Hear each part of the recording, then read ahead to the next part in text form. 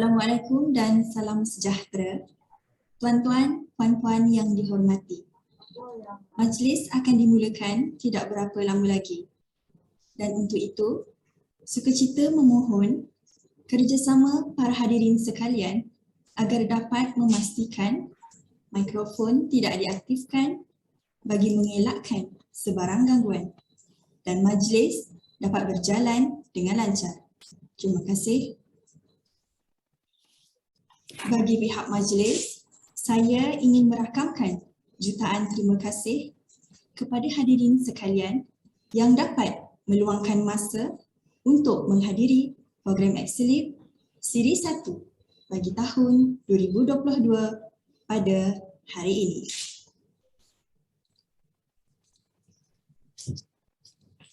Bismillahirrahmanirrahim.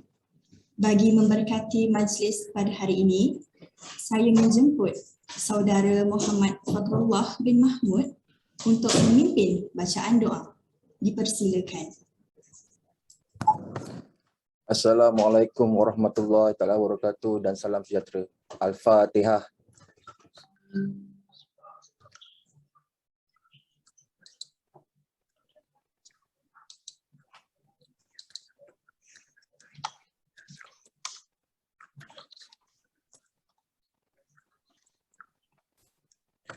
Alhamdulillahirabbil alamin wassalatu wassalamu ala asyrafil anbiya'i wa mursalin wa ala alihi washabihi ajmain.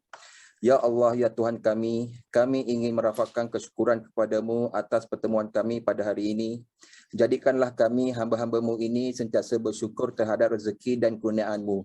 Sesungguhnya Engkaulah Tuhan yang Maha Memberi.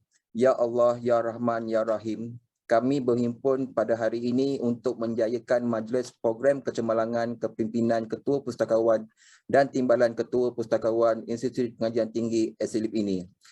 Maka Engkau permudahkanlah majlis ini supaya ia berjalan dengan lancar. Kami ingin menimba ilmu sebanyak mungkin supaya kami mampu memperkembangkan potensi kami sehingga menjadi hamba-Mu yang Kau redai, ya Allah. Kurniakanlah ilmu kepada kami, sinarilah hati-hati kami dengan hidayah-Mu. Sesungguhnya Engkau Tuhan yang Maha mendengar lagi Maha mengetahui. Ya Zal Jalali wal Ikram, hadiahkanlah kepada kami kesihatan badan, kecerdasan minda, ketenangan jiwa dan kekuatan semangat. Kami mohon kepada Engkau, ya Allah, bantulah kami dalam menghadapi segala cabaran. Ringankanlah beban kami, sesungguhnya Engkau yang Maha berkuasa. Rabbana atina fid dunya hasanah wa fil akhirati hasanah wa qina azabannar. Subhana rabbika rabbil izzati amma yasifun wa salamun ala mursalin walhamdulillahirabbil alamin. Amin, amin, ya Rabbal Alamin. Terima kasih atas bacaan doa itu sebentar tadi. Assalamualaikum warahmatullahi wabarakatuh dan salam sejahtera. Yang dihormati Miss Nilam Amir, General Manager Al-Muttahida Education Group, penceramah sesi pertama pada hari ini. Yang berusaha Puan Zaharah binti Abdul Samad, Ketua Pustakawan Perpustakaan Tunku Tun Aminah UTHM, merangkap Ketua Program Excellent. Yang dihormati Dr. Kasyah binti Zakaria, Ketua Pustakawan Universiti Malaya, selaku moderator program. Barisan ketua-ketua pustakawan dan timbalan-timbalan ketua pustakawan Universiti Awam, tuan-tuan, puan-puan, para peserta program yang dihormati. Program pada hari ini adalah kesinambungan daripada program Excellent Siri 8 yang telah dijalankan pada 23 Disember 2021. Program Excellent merupakan kolaborasi di antara Akademi Kepimpinan Pendidikan Tinggi (AKEP), Jawatan Kuasa Ketua Pustakawan Universiti Awam (JKK-PUA) dan Perpustakaan Tunku Tun Aminah Universiti Tun Hussein On, Malaysia. Program ini bertujuan bagi memantapkan kelestarian kepimpinan pegawai kanan perpustakaan dan juga memperkasa peranan ketua pustakawan dalam mendepani perubahan ekosistem pendidikan tinggi yang sangat dinamik dan mencabar, serta perlu peningkatan kompetensi kepimpinan.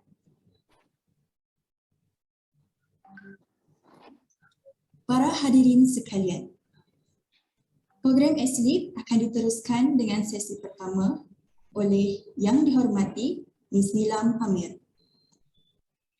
Untuk makluman, program ini akan dikendalikan oleh Dr. Kasiah binti Zakaria selaku moderator program.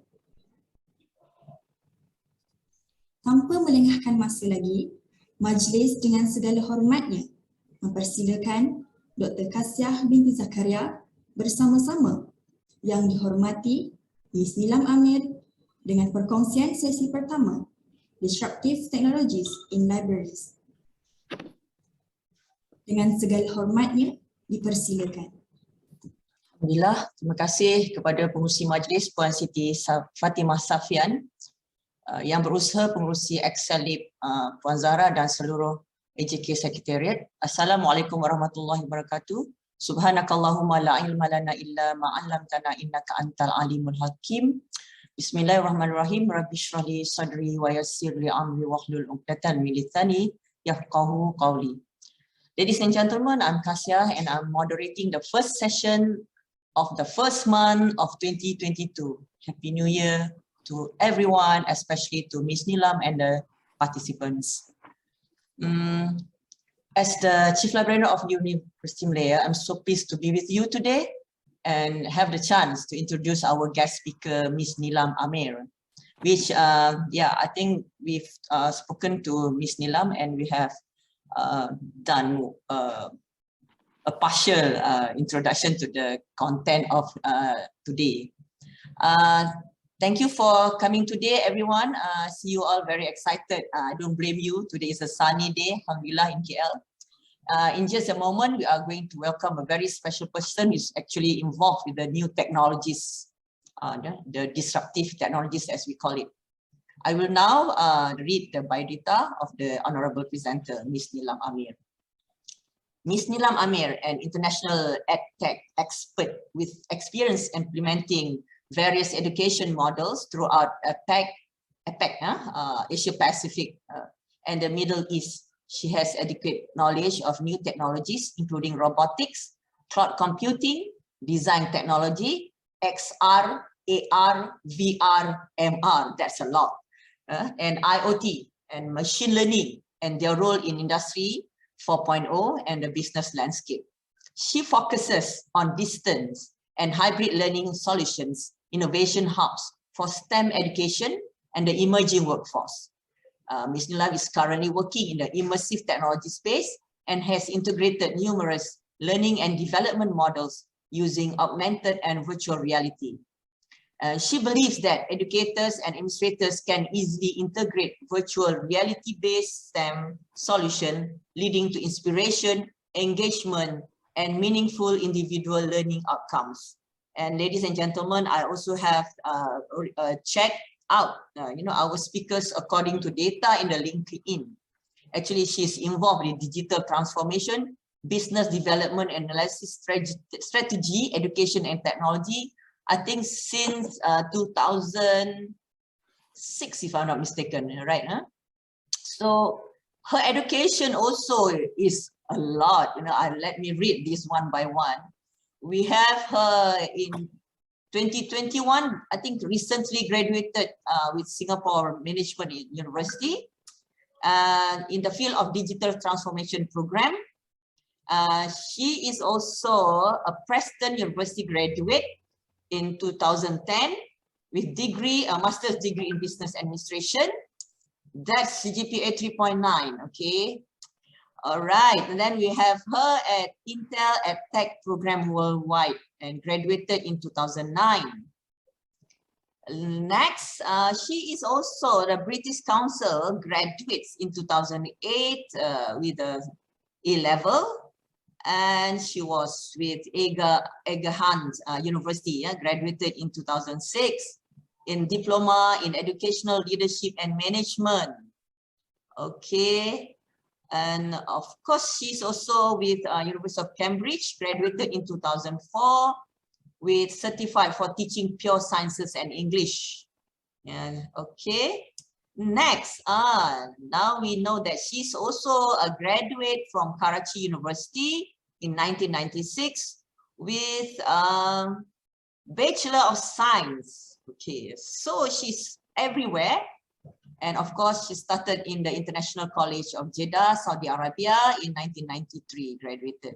So at the moment, currently working with Al-Mutahida Education Group, which is the pioneer in the authoring and creation of digital education content and electronic publishing for STEM.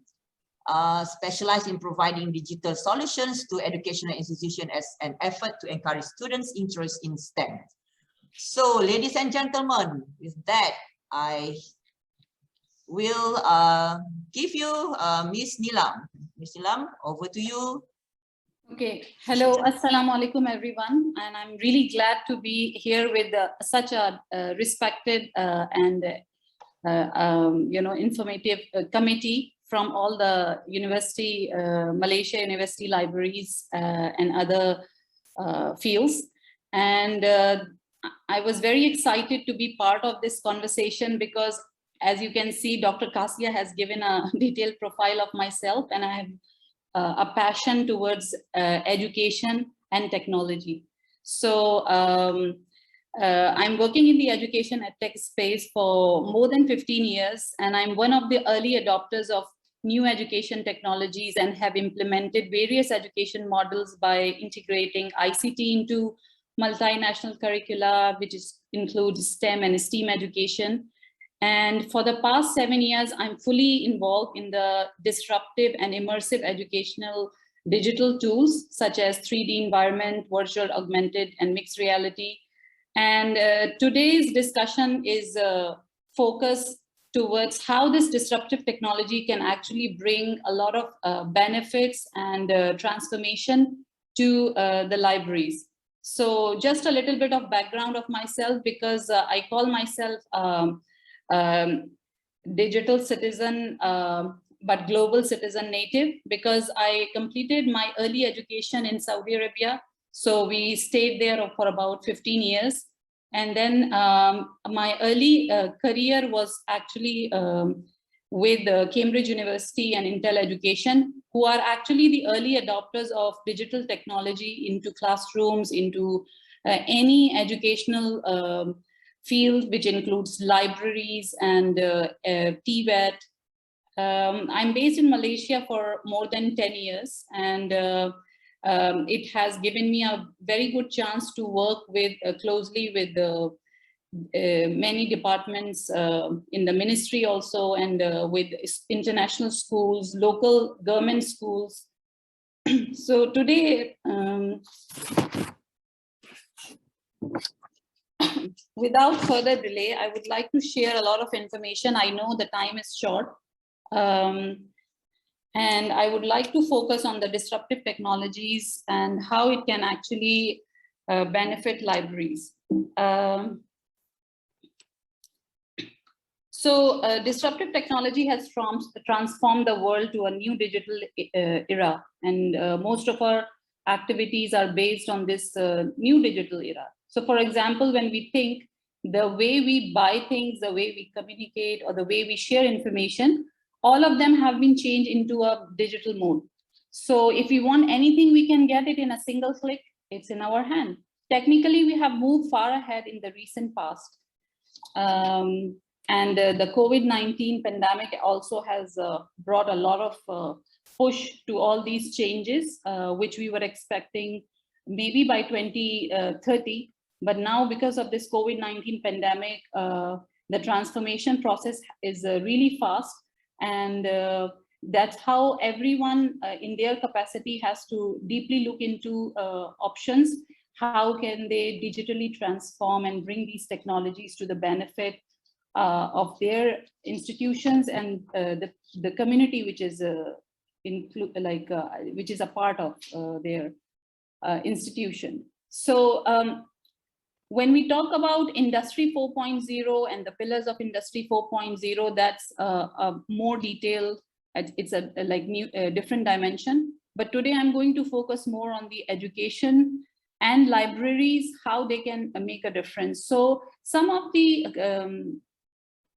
disruptive technologies that can make a great impact to libraries may include IoT, VR, AR, 3D printing, and improved connectivity, of course, because when we say that anything which comes on a digital mode, internet connectivity and security is also a part of it, and of course, artificial intelligence.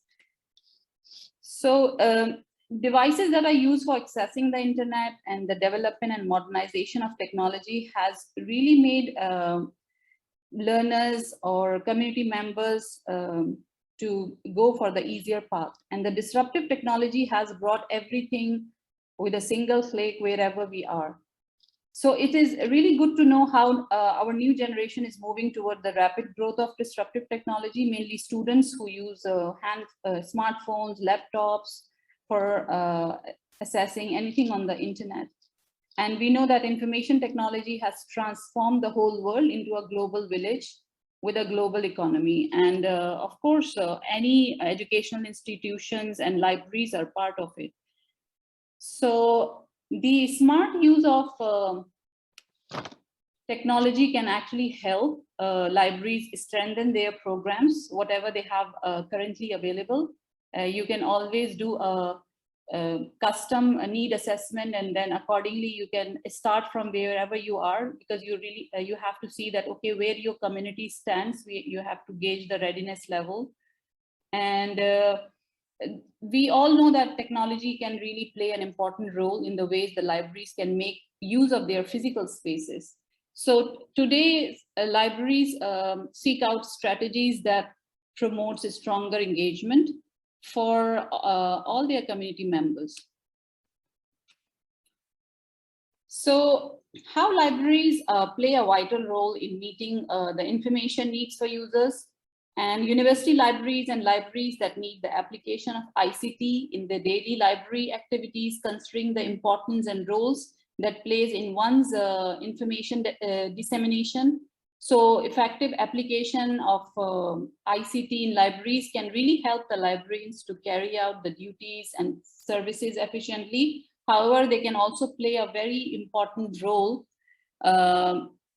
being part of this whole education process. Today, I'm going to focus a little bit on the internet connectivity, that how it can leverage, libraries can leverage on it. And even if we have any kind of disruptions due to COVID or due to any other, and now because the way people learn that methodology or the, you can say, habits are also changing.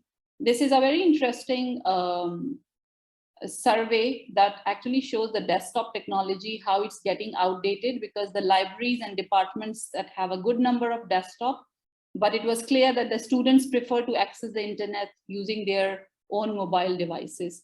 And as you can see, libraries is still, this was a survey that was done with more than 500 students, and libraries has the highest, you can say, the second highest contribution here, that is students, yes, they still go to library, they want to access information using ICT, and they also utilize the resources in the other departments. But we have to actually have a model where even if physically they don't want to come to library all the time, still libraries are connected to them, and wherever they are, they can actually leverage on the resources that the library can offer.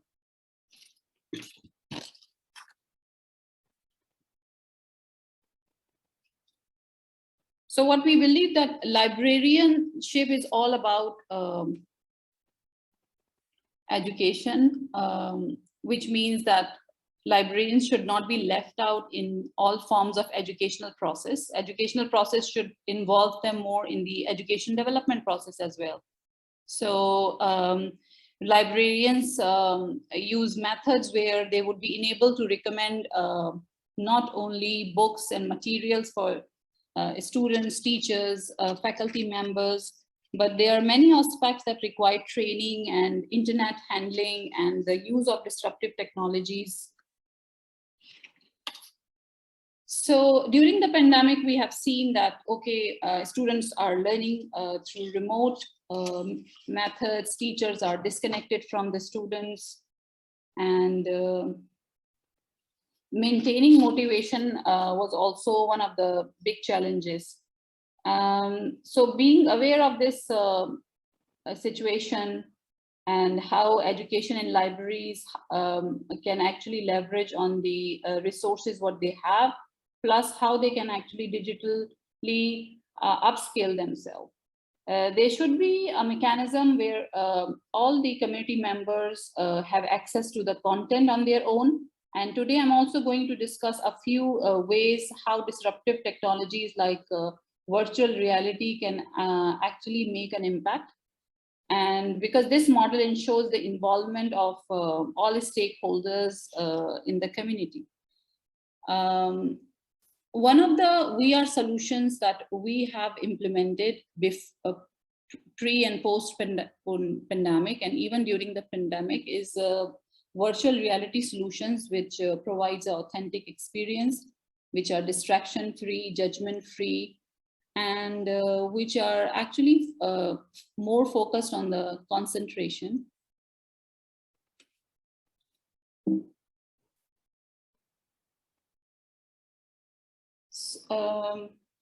One of the key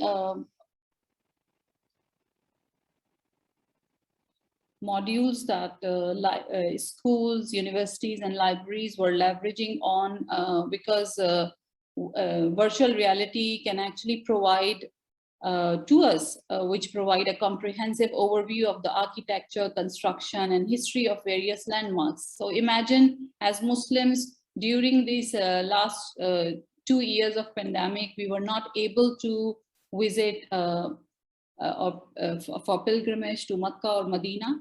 But if we have access to a virtual reality module, which can actually give you an immersive experience and you really feel it, that you are there, and if we have to teach the landmark and the history of all these various places, then we can actually use this technology, and we can still educate the community.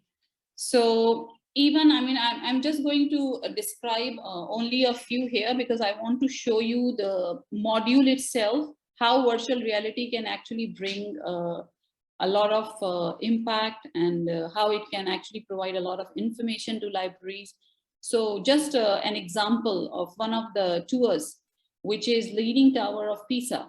So yes, we can of course find a lot of encyclopedias and other resources in the libraries.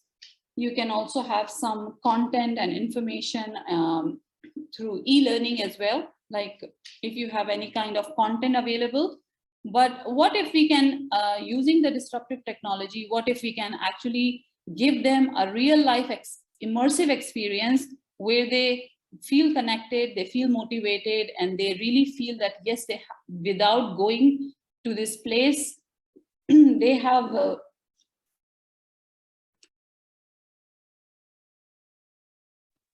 actually experienced. So, I mean, universities, libraries functions, you know, like as one of the most strongest resource center for that community, where it's not only about completing thesis or case studies or you know, coursework, but it actually brings can bring a lot of real life experience now using the disruptive technologies to the community, which is connected.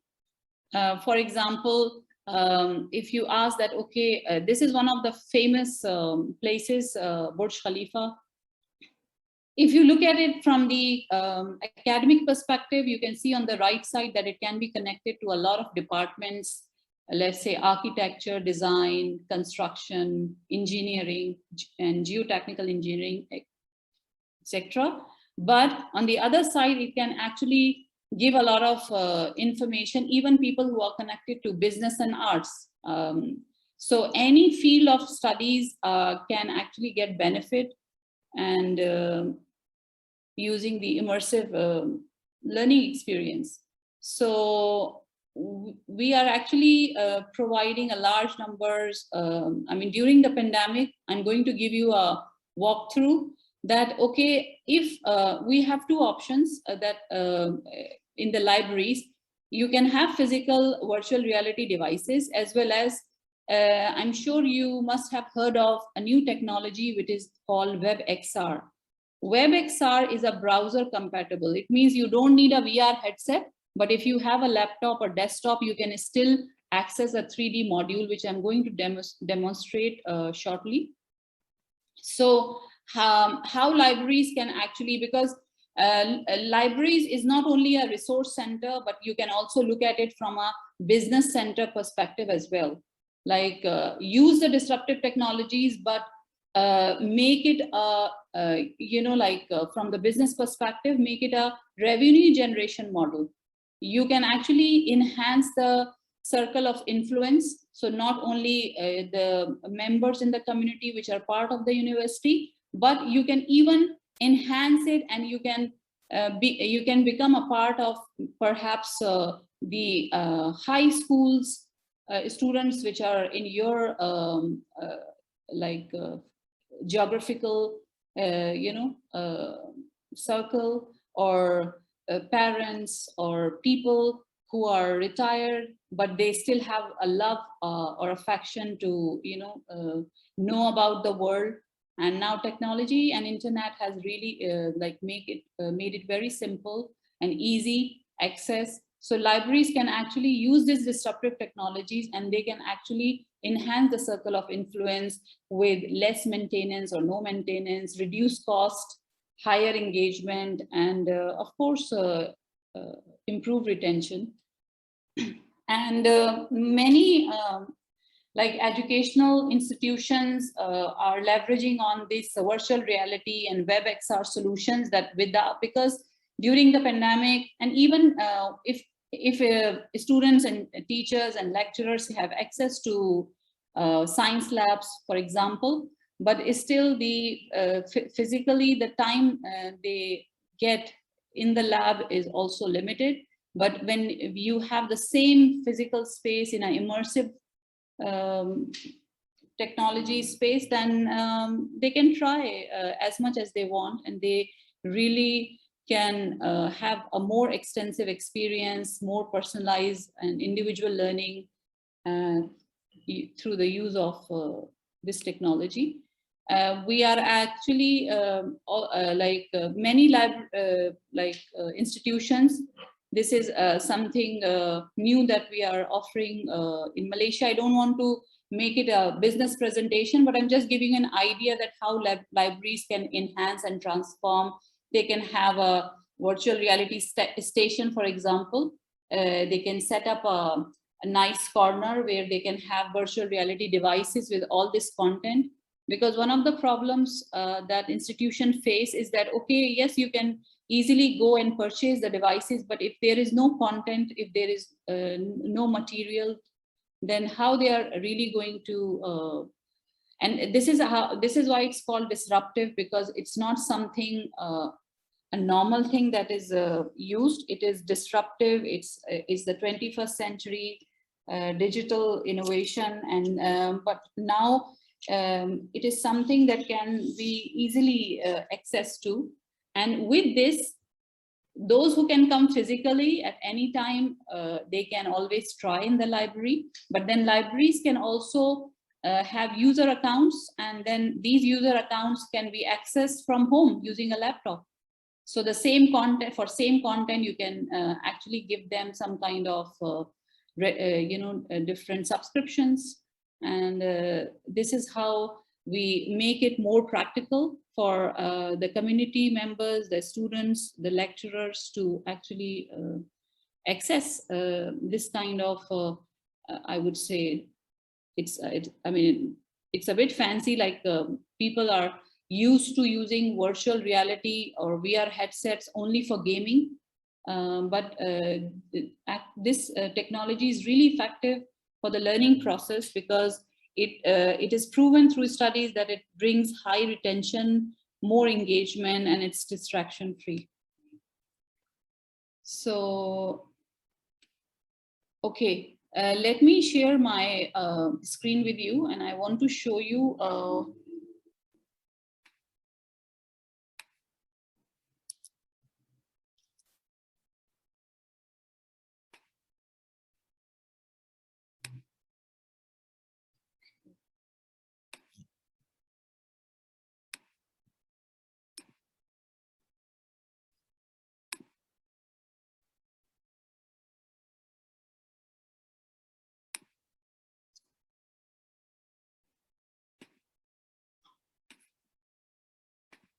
okay, right now I'm using a MacBook, and using my laptop, I will show you that, okay, if I want to go and experience, I have a decent internet connection, and if I want to go and actually experience a tour of Makkah, how can I do it while sitting at home or in my office, for example?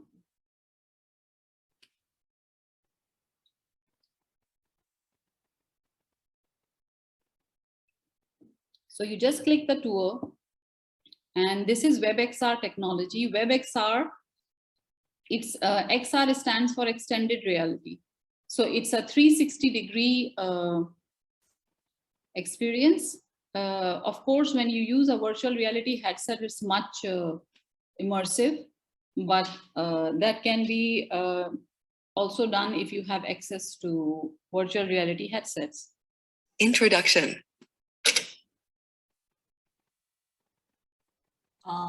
Ms. Nilam, we can't see the. Oh, This city is the birthplace of the. You can't see it. okay, give me a second.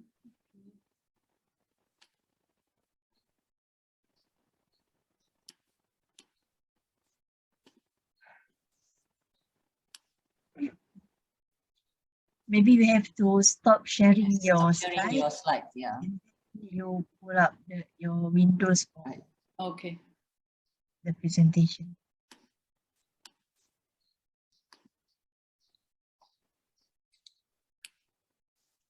Okay. Are you able to? Yes. Okay. Resume. The Prophet Muhammad and the site of his first revelation of the Quran. This sacred city is Mecca. Today, millions of Muslims from all over the world visit Al-Masjid al-Haram, located in the city of Mecca and one of the most sacred sites for the followers of Islam. During the month of Dhul Hijjah, as per the Islamic calendar, Muslims undertake a major pilgrimage known as the Hajj. The Hajj pilgrimage constitutes one of the 5 pillars of Islam. At other times of the year, Muslims can perform a smaller pilgrimage to Mecca called the Umrah. I can actually use my arrow keys, and I can, as you can see, I can have a 360-degree view. I can also Your introduction to the Mecca is complete.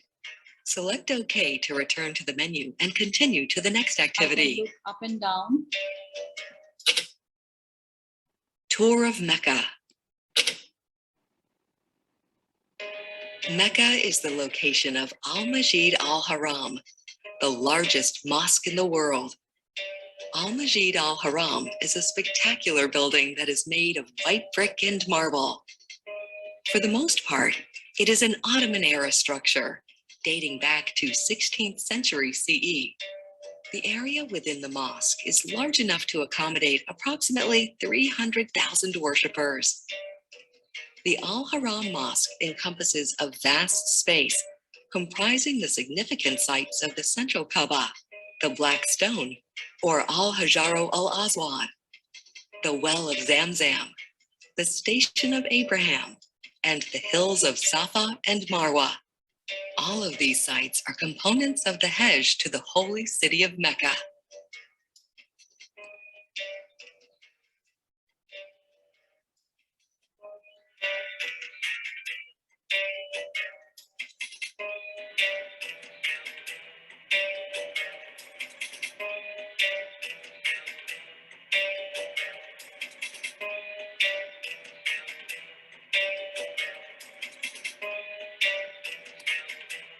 Your virtual tour to Al-Majid Al-Haram starts at the King Abdulaziz Gate.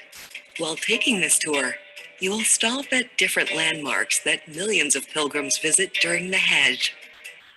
Select the back button on your controller to view the map. Activity menu. Map.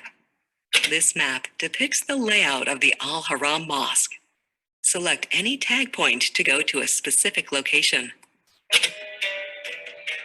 Select the locator for information about the Station of Abraham. So as you can see, this is fully interactive. The Station of Abraham, Maqam Ibrahim, is a glass and brass structure that encases a square stone that has 2 depressions, which are about the size of footprints. This stone is believed to be where Abraham stood while watching the construction of the Kaaba. Select the tag point to reach Safa Hill. Safa is a small hill. It is about 450 meters from another small hill called Marwa.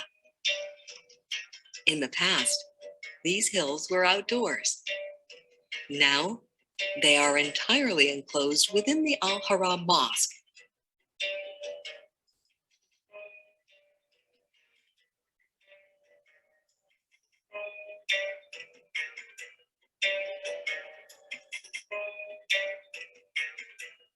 So because the time is short, I will Activity not show Activity menu. everything, but later Tour of what we can do, we can During the time of Hajj, after visiting Mecca, the pilgrims also visit the city of Mina, where they engage in the symbolic stoning of the devil.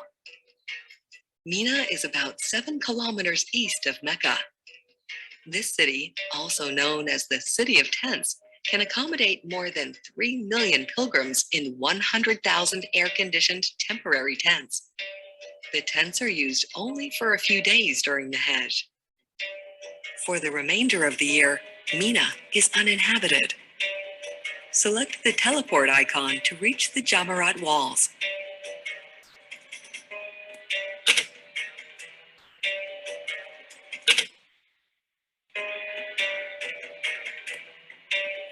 The city of Mina is the location. Restart activity. So what we can do, I think we have already provided a demo user account, which on Cassia you can share with the other librarians here, and you can have this experience with the demo account yourself. So are you still able to look at my screen? Let's say if I click Taj Mahal, are you able to look at the loading of Taj Mahal? Yes. Okay. Coming. Okay. Quite slow. We also have, as I told you, STEM modules. So let's say we're talking about higher education, anything related to science and technology. Let's say we want to know electric generator, for example. Then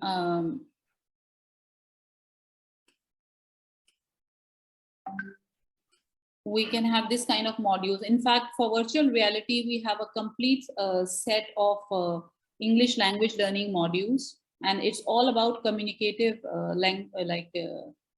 English. The 104 modules are, in fact, provide different scenarios where students and like anyone who is in a different situation, like they are buying groceries, they are at the airport, or they are visiting a doctor, for example. So what kind of communication would be fully interactive with a voice recognition software? And this is how we are using the artificial intelligence as a part of it. So this is another example, like how is it built? How Taj Mahal was built, for example. So it gives complete information. And right now I'm using a laptop. If you use a virtual reality headset, you are fully immersive experience. Under the guidance of Chief Architect Ustad Ahmed Lahori, the construction work of the Taj began in 1632. Approximately 20,000 skilled craftsmen, including stonecutters, carvers, calligraphers, dome builders and painters were brought in throughout the empire and the world to work on this immense project. Building something near a water body was not easy for the architects. They took the biggest challenge and decided to lay a well-planned foundation for the tomb. This was a revolutionary thought in the history of architecture at that time. They dug deep wells below the water table and filled them with rocks and mortar. On the base, they built stone pillars and linked them together with huge arches. The result was a rock-solid base to support the foundation of the building that could not be harmed for centuries. Soon, the structure of the Taj Mahal was ready to be decorated with glazing Makrana marble that was brought especially from Rajasthan. The construction of the mausoleum got completed in 1643. However, the work on the other parts of the complex continued for another 10 years. The Taj Mahal in its entirety got completed in 1653. Since then, the Taj Mahal has become the most spectacular architectural marvel gifted by Shah Jahan to the world. So, Activity menu. it's a very comprehensive kind of module. So about introduction of Taj Mahal, how it was built, what is Taj complex, what is mausoleum, and even night view. Night view. We know that the attention span of people. Click day-night mode to view the night view of the Taj Mahal. For 5 days a month, the night of the full moon and 2 nights before and after it, visitors can take the Taj Mahal tour in the evening as well. No wonder the visitors who are lucky enough to visit the Taj on the night of a full moon resume. So what I was saying, that because the attention span of people has reduced and people are more prone to use digital content instead of paper, physical books, and they want to have voiceover, they want interactive. So we have actually embedded a lot of gamification elements, so it keeps everyone engaged, yet it's very informative for View learning objectives. the learners. So this is just one example of a science module, engineering. Introduction to electric generators. Construction of electric generators. I will just show you this. Click Label On to view the different parts of the electric generator. Click Split to see the different parts of an electric generator. Click on all the labels individually to learn about the corresponding part. An armature coil is the copper wound over the armature core slots. Rotate 2 cylindrical rings separated from each other by a small distance, serving as the contact point between the brushes and the arm.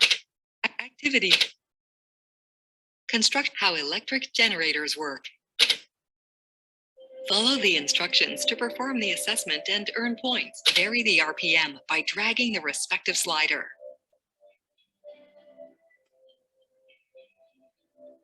So anyone who is... Question 1. The magnitude of current induced by the generator is what? A. Always constant. B. Inversely proportional to the RPM. Try again. So if the answer is wrong, it's a red. Correct. If our answer is right, it's green, but then you don't get a score. Vary the magnetic field by dragging the respective slider.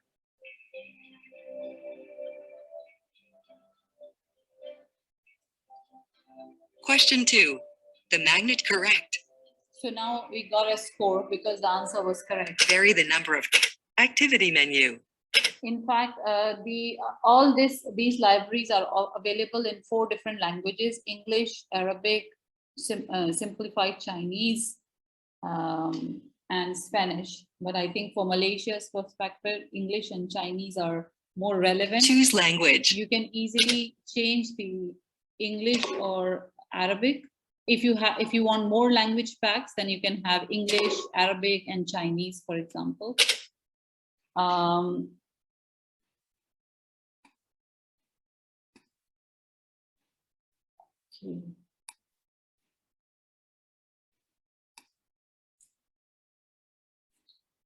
So because we call it world's largest library of interactive, aligned, immersive content, which is available not only through virtual reality headsets, but also through WebXR, which is, I mean, because now anyone has a laptop or desktop, so they don't need to buy any additional devices. And these are all the courses that we have for language learning, higher education, virtual tours.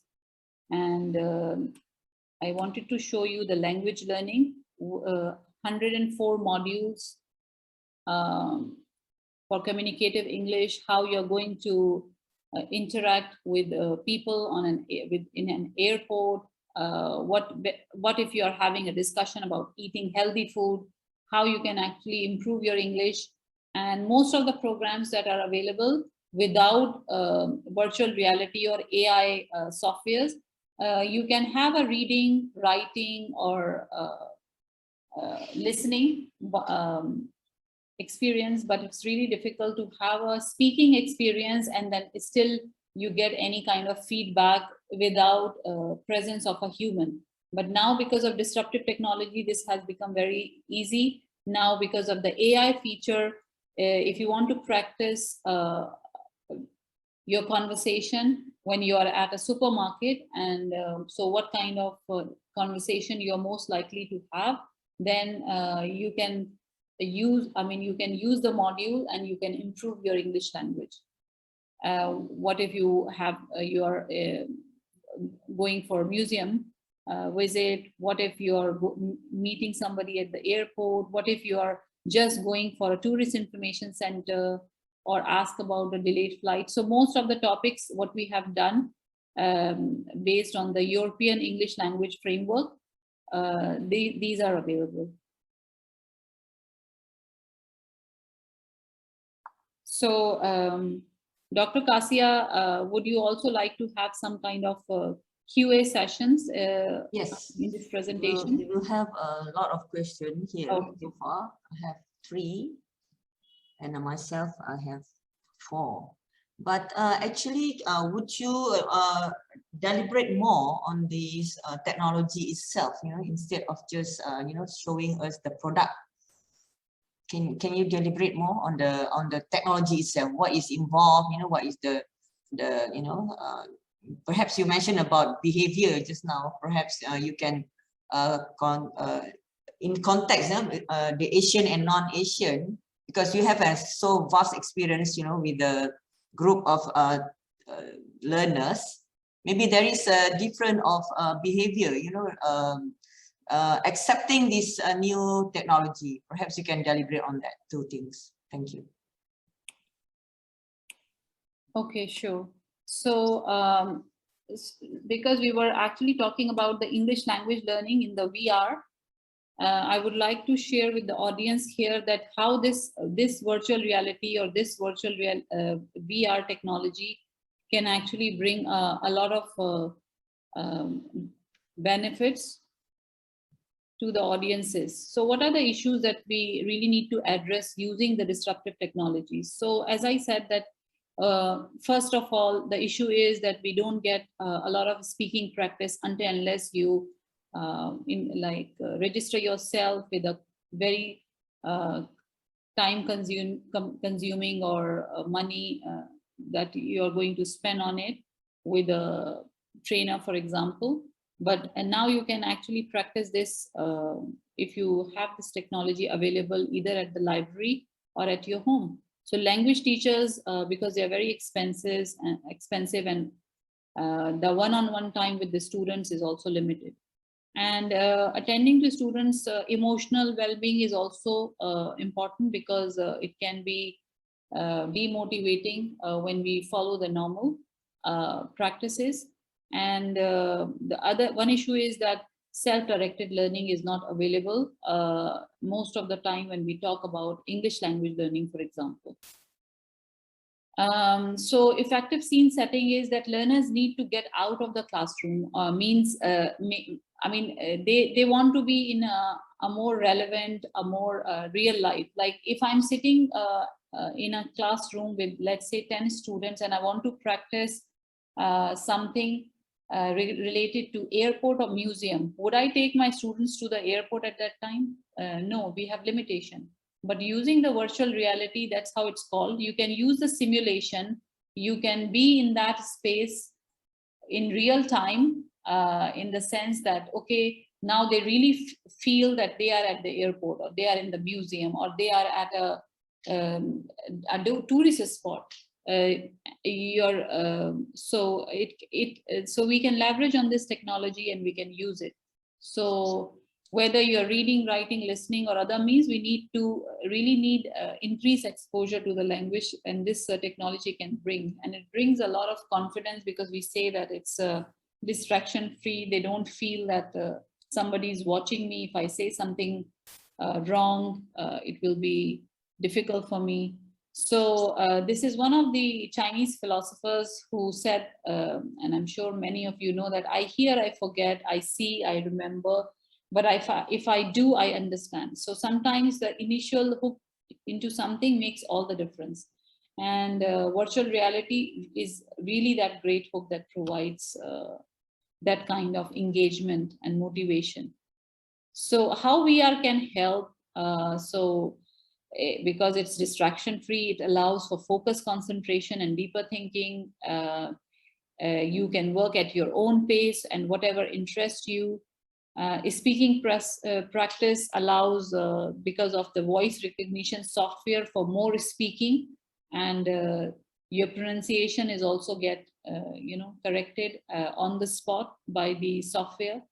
And it's judgment free, because it can bring a more safer environment to the learner. And it also creates an open and engaged learner, exactly what we want. So we call active learning, self-paced learning, individualized learning, so the retention is important. If 50 students, 100 students are sitting in the same lecture and teacher is using just a PowerPoint slide, okay, if they understand, maybe they can comprehend, they can retain some information, but you will find that every individual has a different capacity to actually digest or comprehend that information.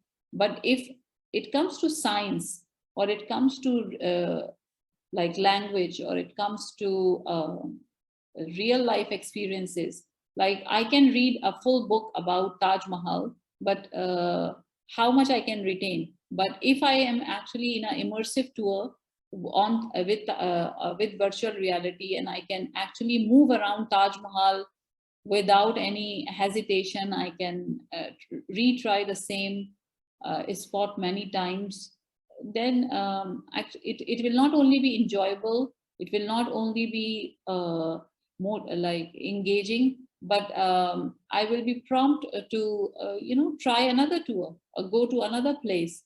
And now, as you know, that because of this situation, we can't say that, okay, going to Taj Mahal physically can be replaced by virtual reality, but because in many scenarios it's not let's say possible, or not everybody can afford it, but they can still try that. It's multimodal. What is multimodal means?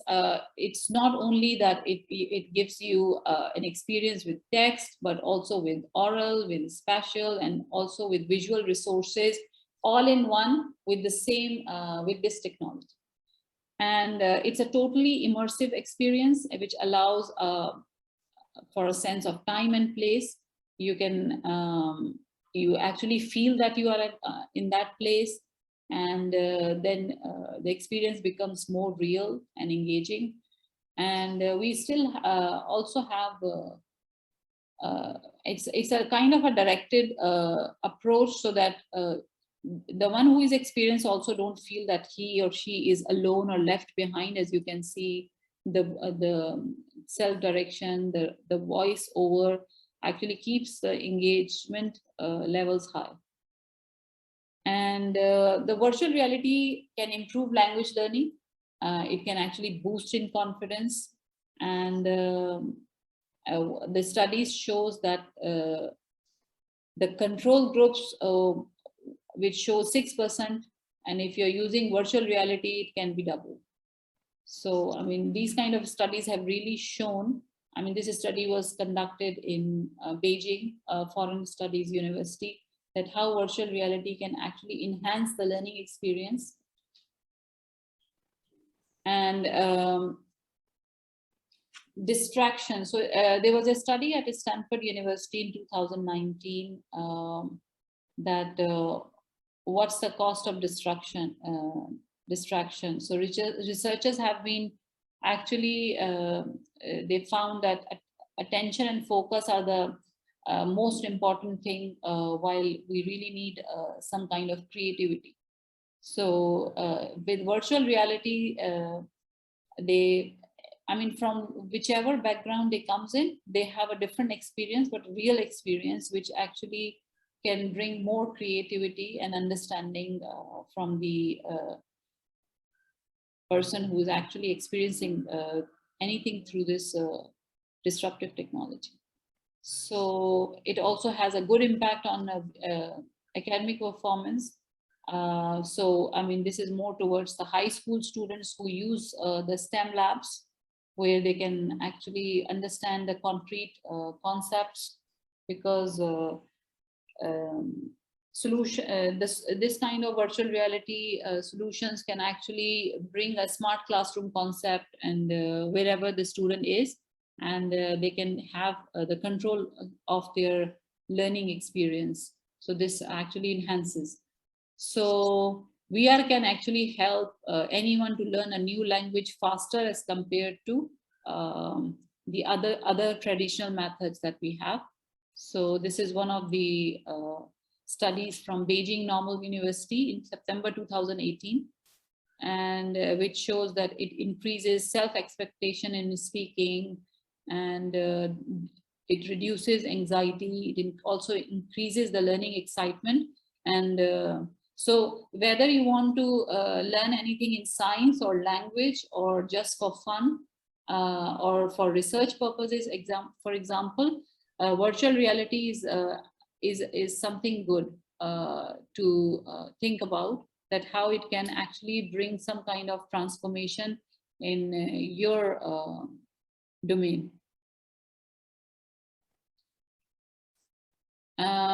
So I can actually share this presentation if you want later, and if you want to go through it quickly. I also want to share something.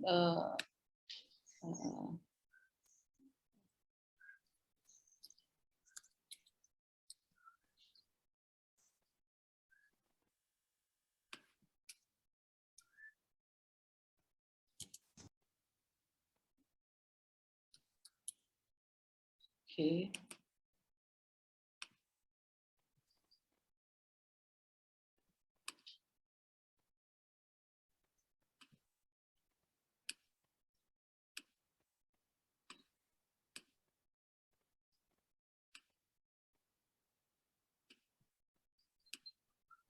Okay, are you able to look at my screen? Okay, so we were talking about, for example, the historical virtual tours. So,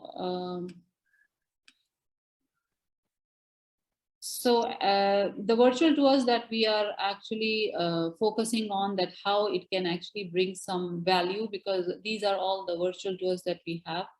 For example, Great Wall of China, Taj Mahal, Burj Khalifa, Makkah, Medina, Pyramids of Giza, and valleys of King Tutankhamun, Eiffel Tower, Leaning Tower of Pisa, for example. What I wanted to show you, that actually it brings a lot of information through this disruptive technology, that not only about the historical place, but about also its background, that how it actually enhances. So a lot of information can be actually compressed and used with the help of this disruptive technology. So for example, and I think I've shared this guide also with you. This is again just to show you that, okay, using a virtual tour or using virtual reality can actually bring a lot of interest, engagement, and they feel that they are physically there. So,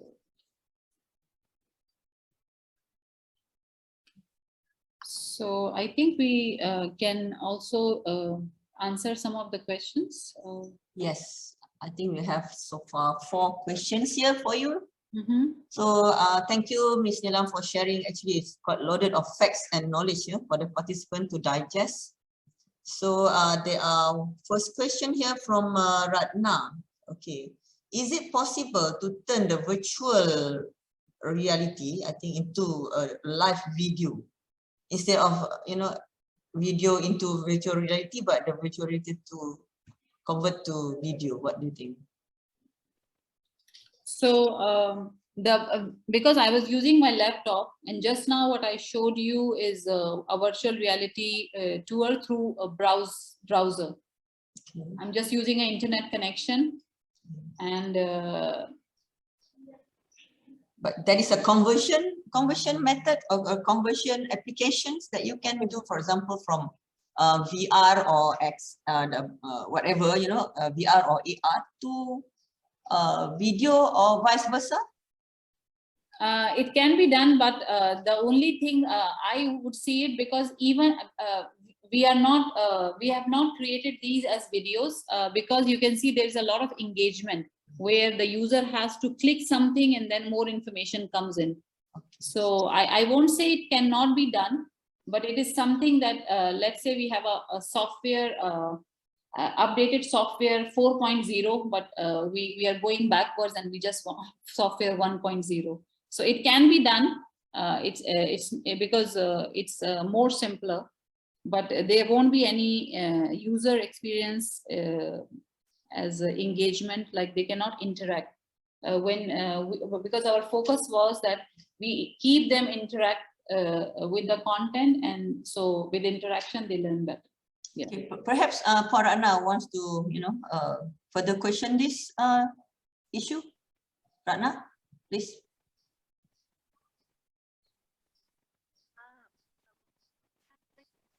Muted. You are muted. We can hear you. Can you hear me now? A bit louder, please.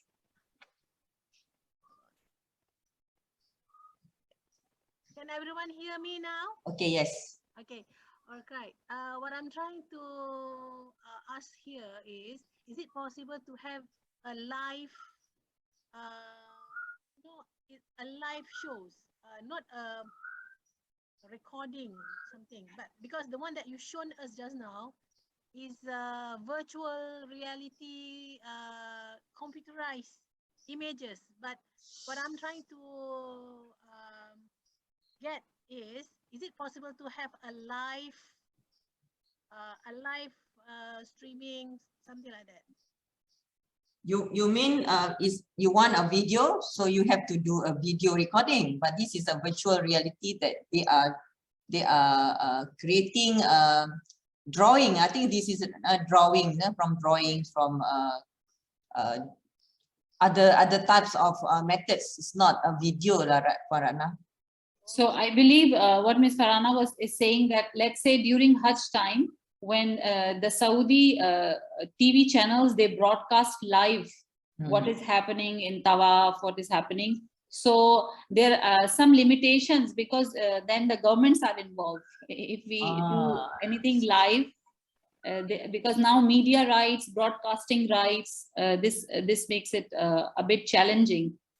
People who visit, like many of my friends do live streaming. Just 3 days before, one of my friends was at Haram, Makkah, and she did live streaming on her Facebook, and she was showing the Kaaba, and she was showing people doing tawaf. But this is somebody who did it on a personal basis, because they allow smartphones to be inside.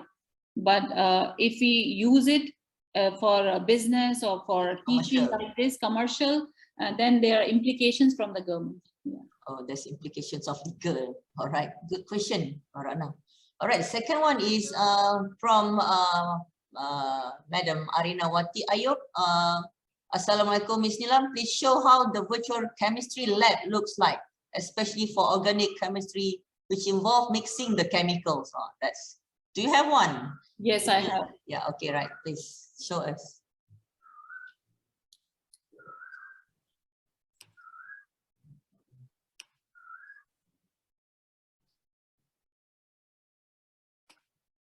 Okay, so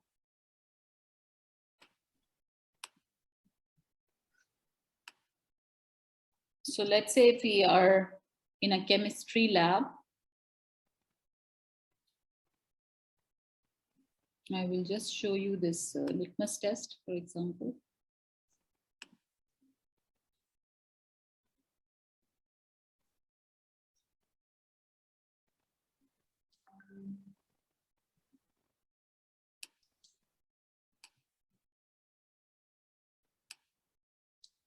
The internet speed that we need for browse WebXR is at minimum 10 Mbps. 10 MB. 10 MB is good enough. Yeah. So View learning objectives. Learning objectives. After completing this module, you will be able to define the term indicator, explain litmus as an indicator, demonstrate litmus tests for acidic, basic, and neutral solutions, predict the nature of various solutions on the basis of litmus test,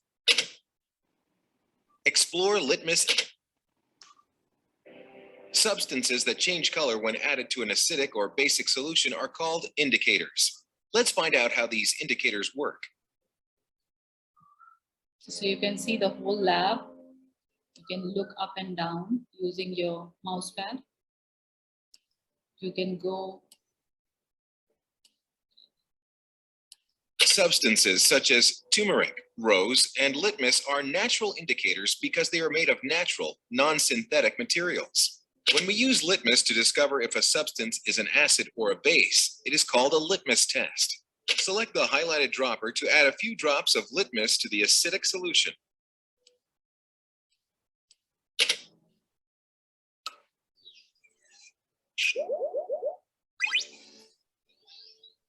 Select the highlighted dropper to add a few drops of litmus to the basic solution.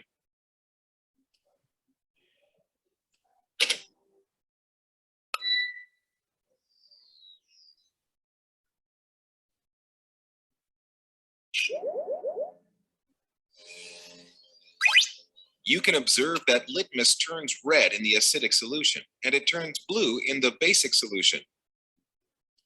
Move to the highlighted area using your controller.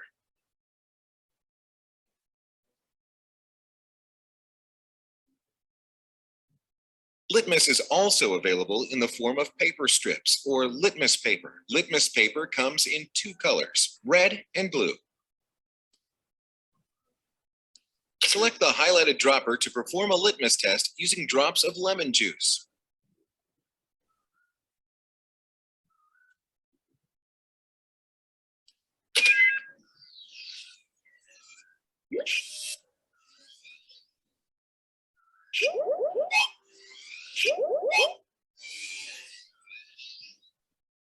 The blue litmus paper changes color to red.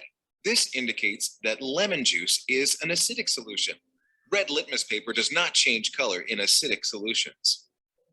Select the highlighted dropper to perform a litmus test using drops of milk of magnesia.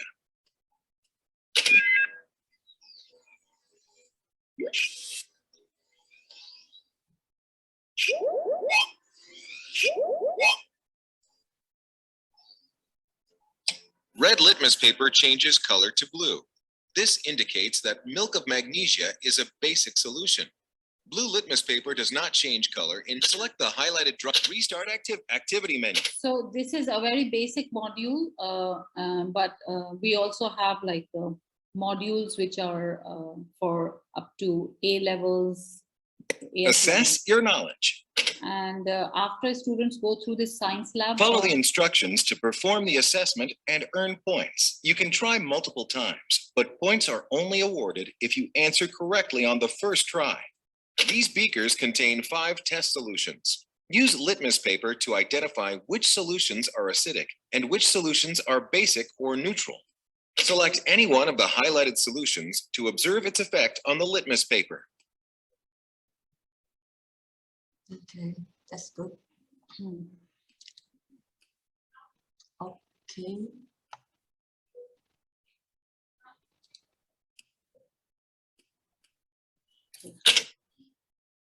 So hope I have given the answer. That answer you, Puan Arinawati. Do you have further question to that? Would you? Yes, terima kasih. Alright, thank you very much.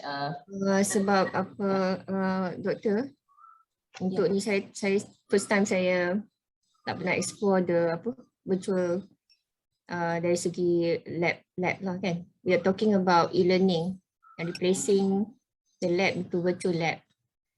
I'm thinking of apa, ada satu masa tu they said that the YouTube boleh replace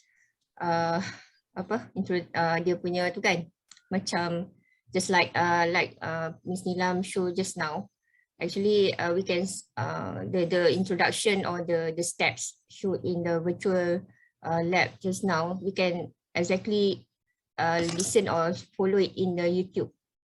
So that is the current situation, like most of the lecturer will suggest some of the YouTube channel to the students. But one of the main parts which I didn't show because it was not part of the session today, that with all the modules are present because they are in our LMS, for example, which we can integrate with your website, for example, or LMS.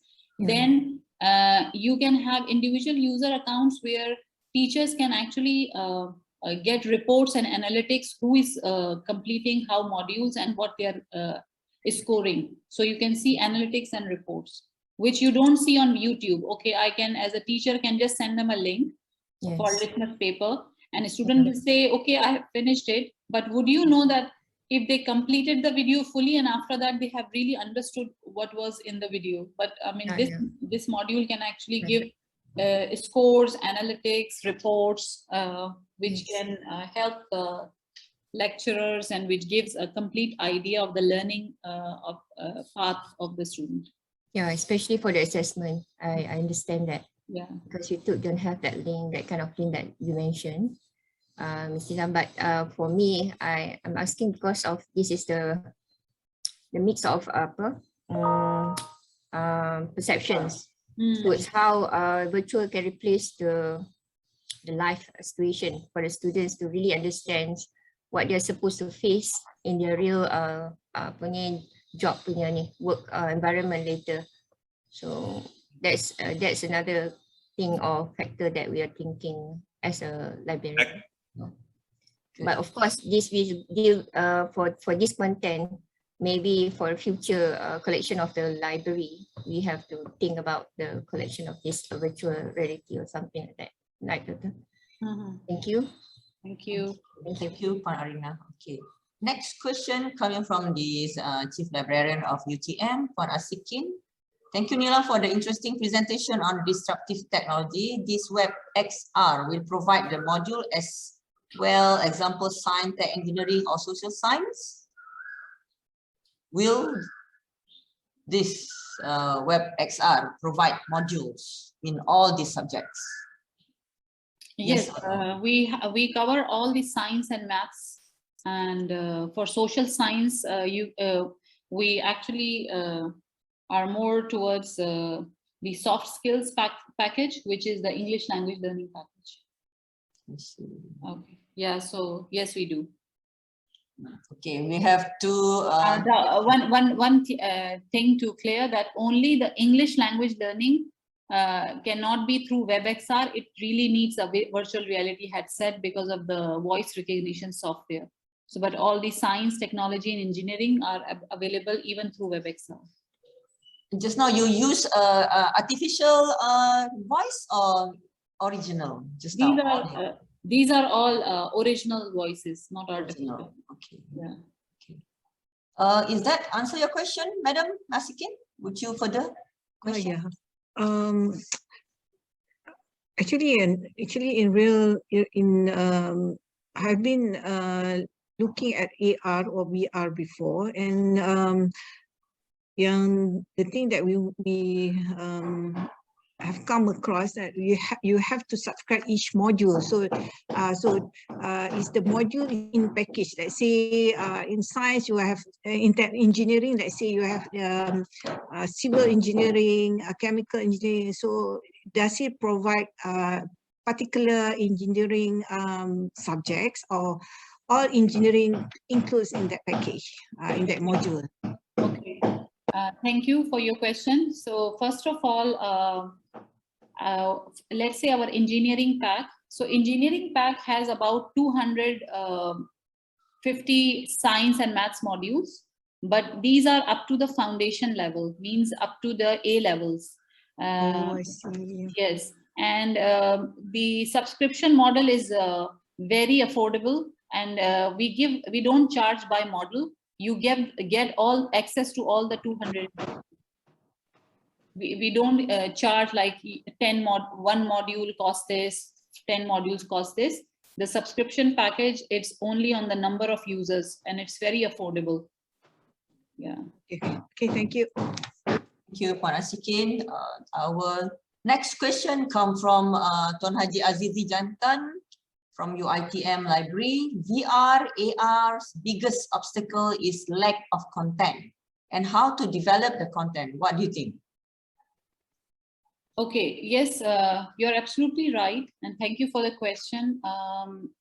When we created the libraries for STEM, we focused initially high school and foundation levels of the university. And for the soft skills, it can be any age group. But let's say if any university or any department, they want to create their own content, we can do it for them, but it all depends on the budget you have, because it's a bit costly. And we also work on models where, I mean, let's say you want to develop a module and you want to own the IP, then it's a different cost. If you want to share the IP with us, then it's a different cost. So if you have interest, we can actually talk about it. Yeah. Yeah. Okay, I've got one more question for you. What is the future of distance and hybrid learning solutions in Malaysia or Asia Pacific? Do you have that kind of statistic to compare? Thank you. Yes. So virtual reality solutions or virtual reality, this disruptive technology started more than 8 years ago, and the penetration or the readiness levels in the Western countries are a little higher as compared to Asia Pacific countries. But if you take example of South Korea, China, and Singapore, for example, so they are ahead in terms of using this kind of solutions as compared to Malaysia or Indonesia, for example. But when we do road shows, when we do workshops in high schools or universities, and we hand over these devices to children or university students, they are like using it as pro, because they are already using these devices in gaming. So they don't feel shy, they don't feel any kind of hesitance. And because it is something just like a smartphone, because they can just start playing with a smartphone, with a tablet, most of them. And those who don't, they just need a 10-minute session to try it out, and then they really understand, okay, how it works. So adoption could be higher. The only thing is that if they have access to it, because most of the time when I'm presenting this disruptive solution, virtual reality in education, people are a bit surprised that, oh, they connect the virtual reality always with gaming. They never thought that how it can really benefit the learning environment or education environment. So, but once, you believe what you have seen. So once you see it, then you can actually believe that it really works. So this is about anxiety or fear of the technology is more in Malaysia. Do you think that is, you are concluding that statement? No, I think there is one misconception, or you can mainly which I see, The moment we talk about a virtual reality headset and the content, people get a bit afraid only because of the pricing. They think it's something very pricey, not affordable, and why they should even think about it. In fact, it's not. Like, I mean, I don't want to go on the business side of it, but I can just give you an example. The virtual stations that I showed you just now in my presentation, you can have a decent virtual station with a minimum 4 to 6 devices just within, like if you have a budget of 25,000 ringgit, and with including maybe like 1 year subscription of the content. Like, it's a complete solution. And even we are offering models where if you go for 2 or 3 years, and we also educate libraries and schools. So in the libraries perspective, I can actually tell you that you can spend that 25-30K now, and then within a period of next 6 to 8 months, you can recover all that, and you can still generate revenue through this. So it becomes more sustainable. Then once you get it, once you start educating, you are actually giving awareness in your community, you can actually expand it. It's not that costly. Okay, good. That's a good pricing actually. You're sharing with us. Perhaps all the chief librarians here could hear. That is perhaps another 5% because only of the year promotion. Okay. Of course, because we are education company, we good. really want this kind of solutions to be implemented. We don't want to restrict it because of the pricing. We want more and more educators, learners, and education environment to use it so that everybody gets benefit. Okay, we have 20 chief librarian here actually, so let's stop. Puan Azhar, do you have any burning question would you ask Ms. Nilam? Not really burning, I think. Just I want to ask Ms. Nilam in terms of your tips on how to get the buy-in process to our management, university management, especially to get the some of them think that the real experience on doing the experiments in the lab is better than you just doing the experiments online using the technology like you showed us before. Okay. Especially for medical, for example.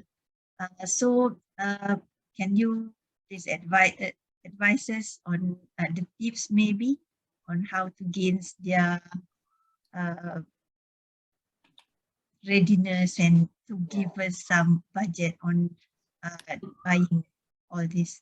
Thank you. Of course. So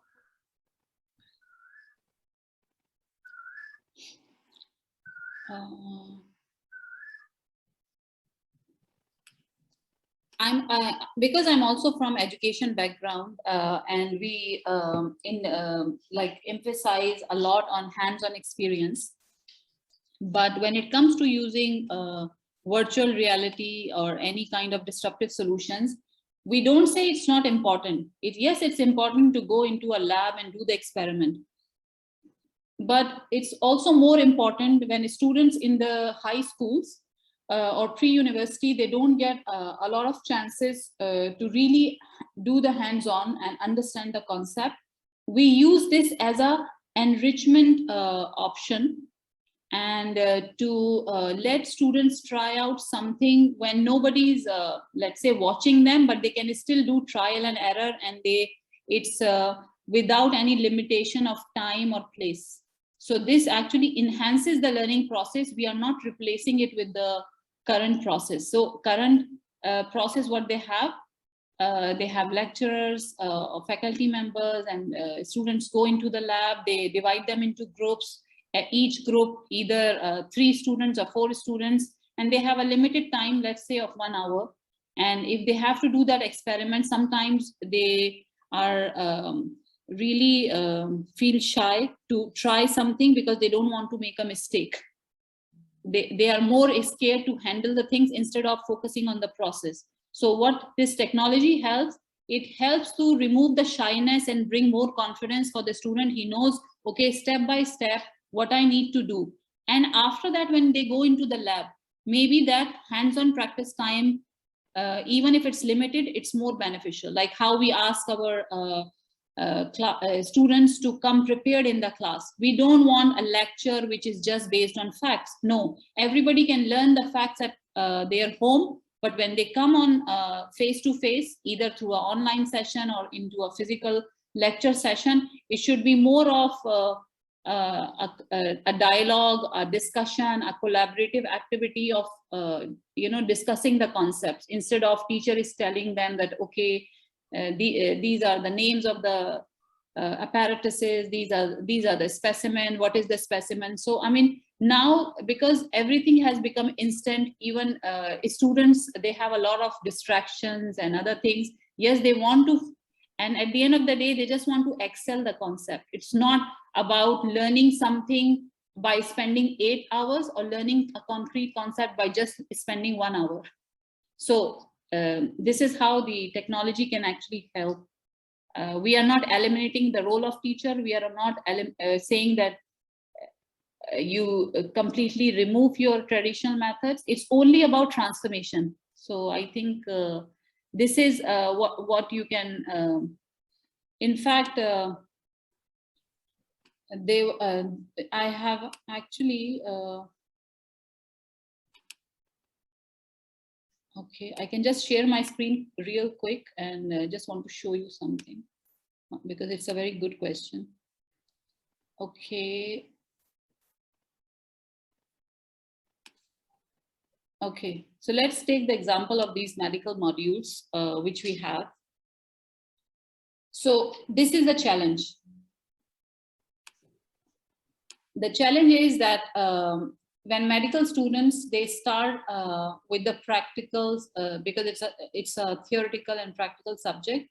They have to learn preclinical basic science, they have to do anatomy, they have to do physiology, paraclinic topics, for example. But what happens during the high school, when they are going through the foundation topics, of it, the focus is more on getting A's and 90% in the exams by completing certain experiments. The focus is not a lot on how to really develop the concept. So it's at this entry point, it's also important for them to practice something using the technology, because students have a lot of pressure when they come to pre-university, because they feel now, okay, now we are entering the foundation level, but a lot of questions to my knowledge and how I know what I know. So I just give an example for this. So if they are learning anything in preclinical anatomy, which is skin,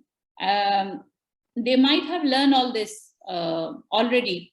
And if they have to, in the science lab, they have to do anything, maybe they need just a prerequisite session on their own. So this, these kind of support can actually enhance the learning experience. So. That's good. Yeah. Is that okay, Puan Azhar? Do you happy with that? Yeah. Okay. Okay, thank you very much. So we have one question here from Puan Nur Arzia. Do you think VR will sustain in the next 5 years? 5 years. What is it, the attention span or behavior span or the fear span of the community? What do you think?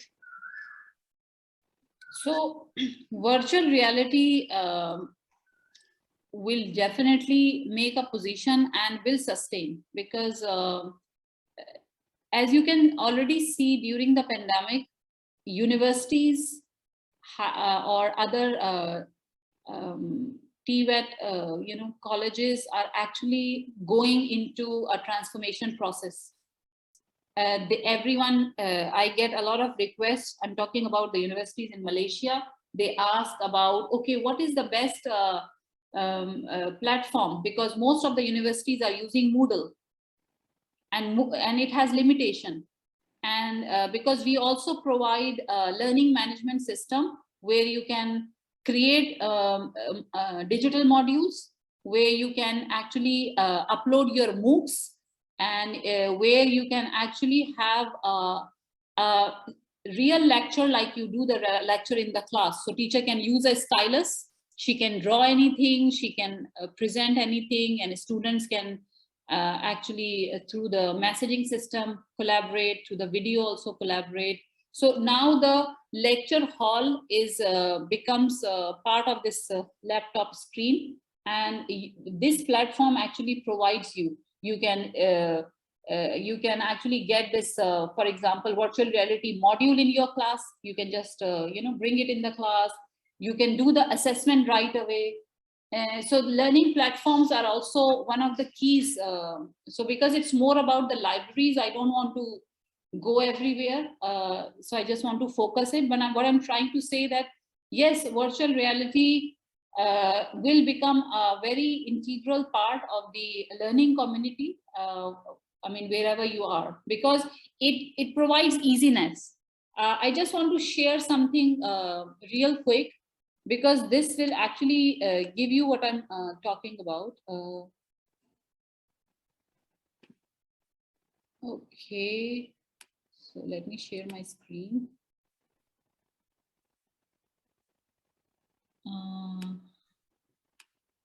Okay, are you able to look at my screen? Yes. Now, if I take you to my VR lab, for example, you can see a lot of gray screens. Teacher, I mean, most of the participants, they all device, but they are in their library, their home, anywhere. Actually start talking about, let's say, physical property. I can play this, stop this, pause this, and you all have a individual user ID. Using your virtual reality headset, you will enter the module, and then this gray button will turn green. And sitting in KL, and wherever you are, I don't know, we are not in the same physical space, I can actually monitor your virtual reality headsets. Oh, interesting. That's cool. Yes. So, and I have no limitation. I can have 50 students here, 100 students here, and I can actually monitor who is doing what, where they are stuck. So don't you think that this disruptive technology has given us power, that we don't have to be in a physical place together, yet we can actually enhance the learning experience from anywhere? I can actually play this. You can hear my voice also. I can pause this. And in the messaging system, for example, you can also ask your questions, or you can interact with me. But I don't know how many of you have tried a virtual reality headset, but if you have, you feel that yes, it's only you and the domain there, like you are in the physical space. Have you ever imagined that, okay, although only you are going through that particular experience, but someone else who is not outside in that room, who is maybe 80 kilometers or 100 kilometers away from you, can actually look at the screen. So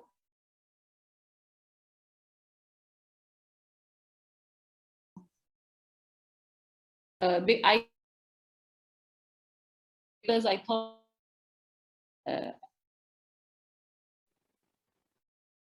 yeah.